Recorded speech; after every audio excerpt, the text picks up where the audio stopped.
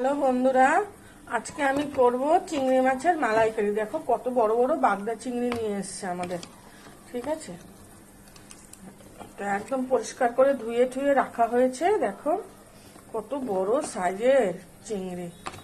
এটা আমি এই যে এখানে নারকেল দেইনি, একজনকে দেব বলে, উনি অসুস্থ। এটা সর্ষে পোস্ত আর একটু সামান্য টক দই দিয়েছি, আর সাথে তোমার নুন হলুদ স্বাদ মতো মিষ্টি, একটু সামান্য ময়দার গুঁড়ো। ময়দারটা গুঁড়ো দিলে কি হয় জানো তো বন্ধুরা, এটা আমি একজনের কাছ থেকে শিখেছি।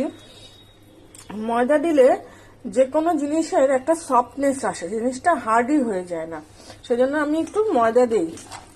এই যে এবারে মেখে রেখে দিয়েছি কিছুক্ষণ, একটু সর্ষের তেলও দিয়েছি। দেখেছো মাছগুলো কত বড় বড় বন্ধুরা। এটা আমি প্রেসার কুকারে করবো, একদম ভাপা।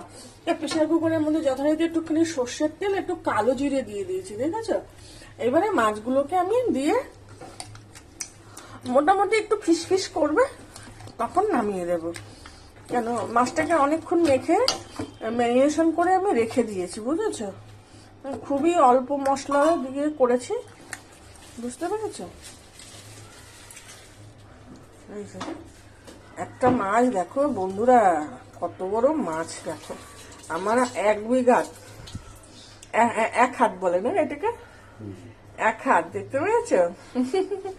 খুব সুন্দর, ভালোই হবে আশা করি। তা ঝাল ঝাল সবই কম দিচ্ছি। ঠিক আছে, রান্নাটা করি, তোমাদেরকে দেখাচ্ছি।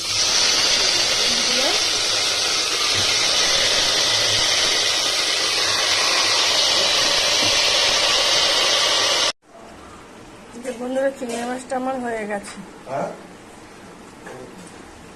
চিংড়ি মাছটা কমপ্লিট। ঢাকনা খুলে দিলাম, প্রেসার কুকারে একটু সর্ষের তেল দিয়ে দিয়েছি। দেখেছো, ঠিক আছে।